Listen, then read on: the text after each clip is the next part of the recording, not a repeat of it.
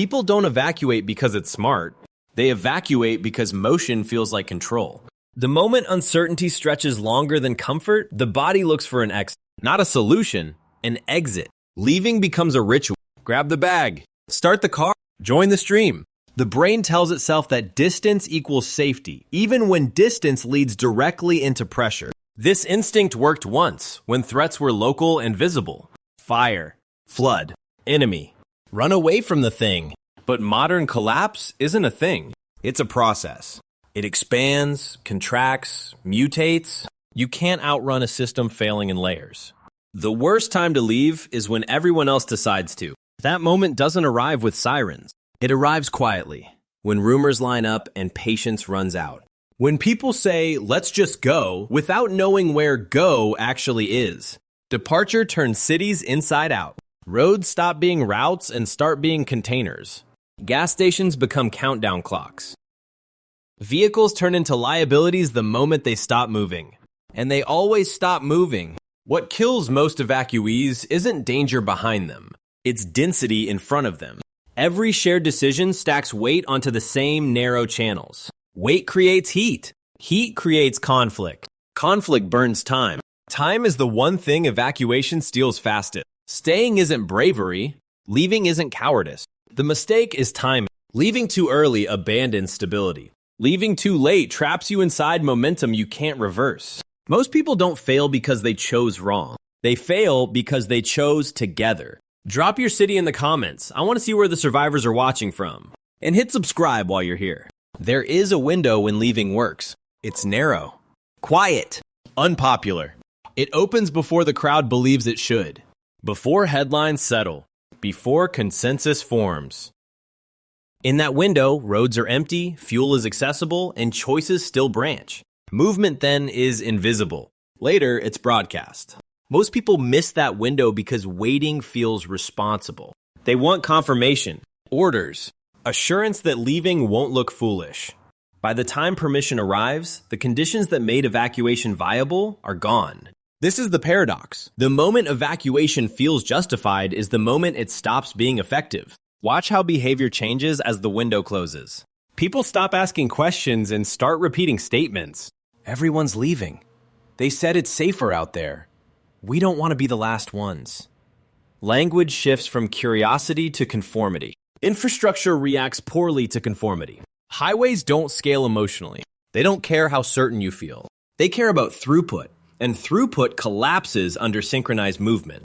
The missed window turns preparation into burden. Supplies you packed to be mobile now weigh you down. Routes you memorized funnel you into the same congestion as everyone else. Your plan dissolves into improvisation, and improvisation burns energy fast. Leaving at the right time looks boring. No drama. No rush. Leaving at the wrong time looks urgent, and urgency is expensive. The crowd never notices the window close. They only feel the pressure after it's gone. After the window closes, staying quietly becomes a form of movement. Not physical movement, strategic stillness. When evacuation peaks, the environment inverts. The roads grow loud and dangerous. The city's edges become volatile. Meanwhile, interior spaces thin out. Noise migrates outward. Pressure follows it. Staying doesn't mean doing nothing. It means doing less where everyone else is doing more. It means reducing visibility while others increase it. It means letting time work on your side instead of against you. This is where patience turns into insulation. While evacuees burn fuel and calories, the stationary conserve. While rumors drag people farther from familiarity, the still learn the new rhythms of their environment. Which hours are quiet, which paths empty, which sounds matter. Staying is not passive.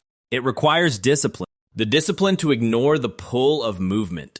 The discipline to accept uncertainty without fleeing it. The discipline to resist the lie that motion equals progress. Most people leave because they can't tolerate waiting. The survivors tolerate it better than anyone else. Timing decides whether leaving saves you or costs you. And timing is not democratic. It doesn't care what most people believe. It rewards those who move before consensus, and those who refuse to move after it. There is a moment during evacuation when leaving stops being a choice and becomes a trap. Most people don't feel it when it happens. It arrives quietly. A fuel needle drops faster than expected. A roadblock appears where the map showed a clear line.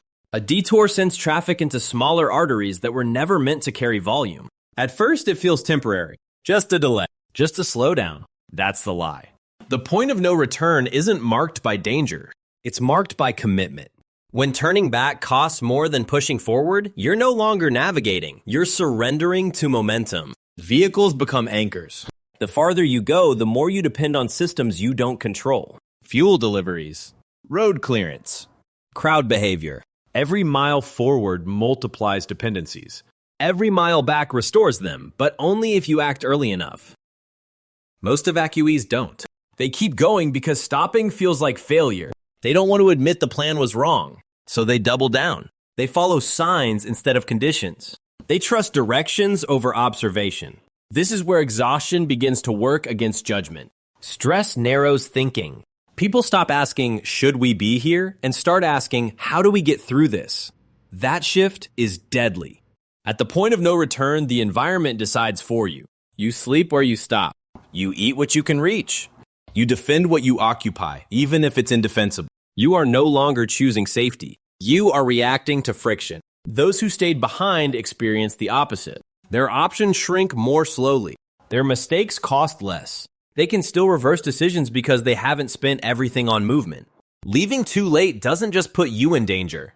It removes your ability to escape danger intelligently. Roads don't just move people. They drain them. Every evacuation turns infrastructure into a furnace. Fuel burns faster in traffic. Engines idle uselessly. Supplies meant to last days vanish in hours. Water evaporates in heat and stress. Calories disappear without producing progress. The road taxes everything. Crowds accelerate depletion. One broken down vehicle slows hundreds. One argument halts thousands. Each pause magnifies consumption without benefit. You spend energy to stay in the same place. That imbalance breaks people psychologically before it breaks them physically. On the road, nothing belongs to you anymore. Not time, not space, not rest. You sleep when movement allows it. You eat when fear lets you.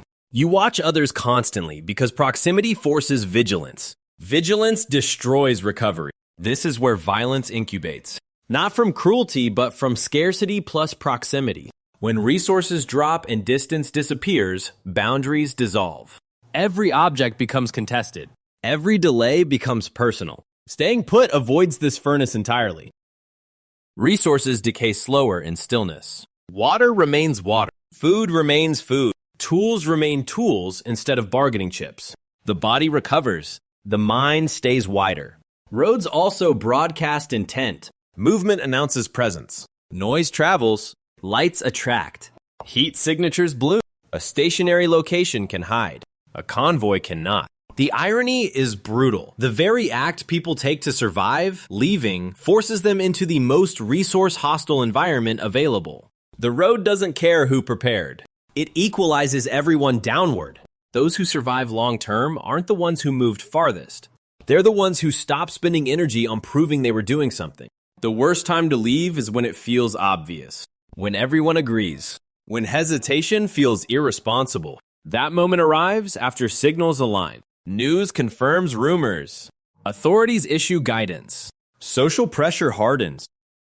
People say, we should have left earlier, without realizing that saying it together guarantees failure.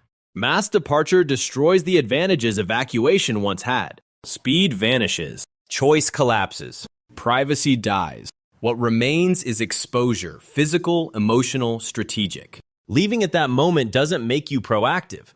It makes you visible. Meanwhile, the places people abandon begin to stabilize. Noise drains outward. Conflict relocates to choke points. Interior's cool. Forgotten zones become quiet by subtraction. Safety doesn't rush in, but chaos moves out. This is the final lesson most never learn. Survival isn't about reaching the safest place. It's about avoiding the most dangerous behaviors. Late evacuation combines the worst variable: fatigue, crowds, scarcity, uncertainty, and it adds one more: regret. Regret clouds judgment faster than fear. It pushes people to take risks just to justify movement. Those who endure understand timing over distance. They let the rush pass. They let roads empty. They let conditions reveal themselves. They accept boredom as a shield. Most people leave at the worst possible time because waiting feels unbearable. The survivors learn to endure the waiting. When the city empties, danger doesn't disappear, but it moves. And those who stayed long enough know exactly where it went.